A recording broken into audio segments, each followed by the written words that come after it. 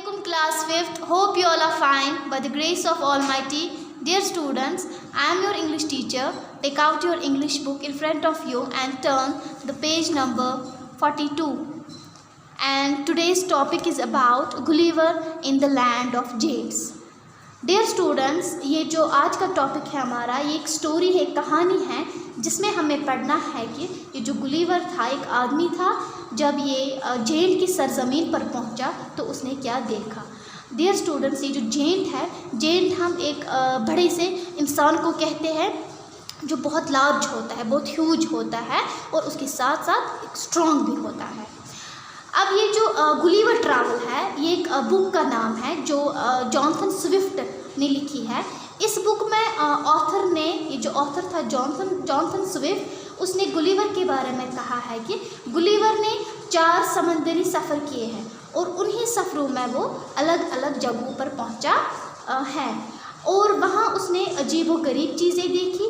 तो अब हम इस कहानी में पढ़ेंगे कि जब गुलिवर जेंट की सरजमीन पर पहुंचा तो उसने क्या क्या देखा और उसने क्या क्या किया। Let's read.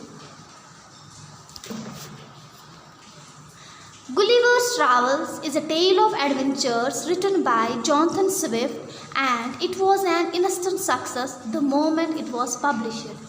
डियर स्टूडेंट्स, ये जो गुलिवर ट्रैवल है ये एक बुक का नाम है। मैंने आपसे पहले ही कहा, ये एक किस्सा है, मतलब एक कहानी है उस सफ़र की जो जॉनसन स्विफ्ट ने लिखी है और उसके कम समय, मतलब कम वक्त में हासिल करने वाली जीत थी उस लम्हे की जो उसने पब्लिश की, जो उसने लिखी, जो उसने छापी। It tells about the marvelous adventure of Gulliver during 4 voyages that he undertook to strange lands। मतलब ये हमें गुलिवर के बहुत ही उम्दा, मतलब बहुत ही अच्छे, मार्वलस हो गया उम्दा, बहुत ही अच्छे किस्सों के बारे में बता रहा है जो उसने 4 सफ़रों, 4 voyages, 4 सफ़रों के दौरान देखा जब उसने अजीबोगरीब सरजमीन पर कदम रखा। In this story, we will narrate his adventures in the land of the giants Brobdingnag।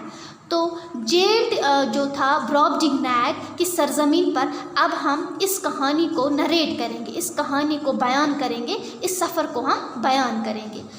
Gulliver set sail from England. Gulliver का सफ़र इंग्लैंड से शुरू होता है और वो इंग्लैंड से आया 20 जून को 1702 इन द शिप, एक जहाज़ में जिसका नाम एंटीलोप था। क्या था? Antelope. Due to a storm the ship was carried a bit off course. तूफान की वजह से इस शिप को थोड़ी दूर ले जाया गया था। On 16 June 1703 they sighted land. 16 जून 1703 में क्या हुआ, उसकी नज़र एक ज़मीन पर पड़ी एंड केम टू द शोर, वो एक किनारे के पास पहुंचा। It was a strange land, no inhabitants were visible. ये एक अजीबोगरीब सरजमीन थी क्योंकि वहाँ उसको कोई भी शहरी, कोई भी बाशिंदा दिखाई नहीं दे रहा था। Gulliver roamed about for some time. ये जो गुलिवर था अब ये घूम रहा था कुछ देर, ये ढूंढ रहा था एंड वो सेपरेटेड फ्रॉम हिज कंपेनियंस, और वो अलग हो गया अपने साथियों से। After some time he return to the shore. कुछ देर बाद वो वापस अपने किनारे के पास पहुंचा एंड वॉज सरप्राइज्ड, वो हैरान रह गया टू सी हिज कंपेनियंस।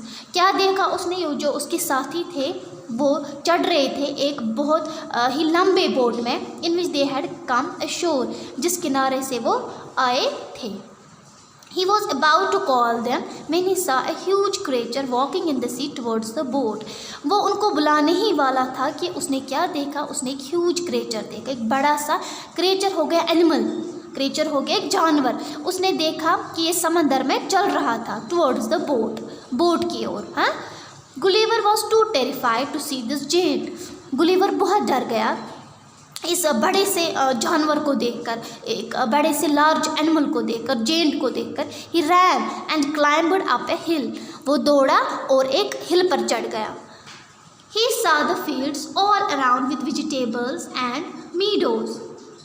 उसने क्या देखा, उसने खेत देखे अपने इर्द गिर्द जो सब्जियों से भरे हुए थे, मतलब वहाँ ग्रास भी था और उसके साथ साथ सब्जियाँ भी थी।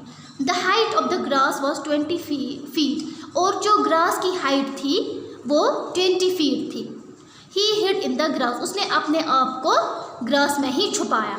The crop all around in the field was about 40 feet tall, और जो फसल थी उस खेत में उसके इर्द गिर्द वो 40 फीट टॉल थी, मतलब 40 फीट वो लंबी।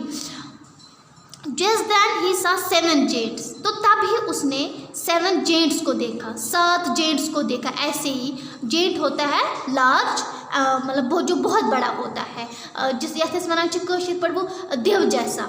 Each carrying scythe in his hand, और सबके हाथ में एक स्काइथ था। स्काइथ होता है जिससे हम फसल काटते हैं, एक औजार होता है जिससे फसल काटते हैं। They start cutting the crops, और वो फसल को शुरू हो गए काटने में। Suddenly one of the reapers saw him and picked him up on his palm, तो अचानक क्या हुआ, रिपर्स आए। रिपर्स होते हैं जो फसल काटते हैं। उसने उनको देखा and picked him up on his palm, तो उसने इसको अपनी हथेली में उठाया। He surprise at seeing him knew no bounds, अब जो हैरानी की बात यहाँ पे क्या थी, जो ही उसने उसको देखा, हैरानी की बात थी कि उसकी कोई हद ही नहीं थी।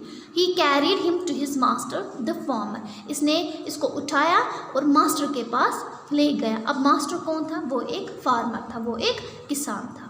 It's all about today's topic, dear students। मुझे उम्मीद है कि आप जितना हमने आज पढ़ा आप उसको अच्छे से समझा होगा। इसकी आप अच्छे से रीडिंग प्रैक्टिस कीजिएगा। नेक्स्ट लेक्चर में हम इसको कंटिन्यू करेंगे। टिल देन अल्लाह हाफिज़, स्टे होम, स्टे सेफ।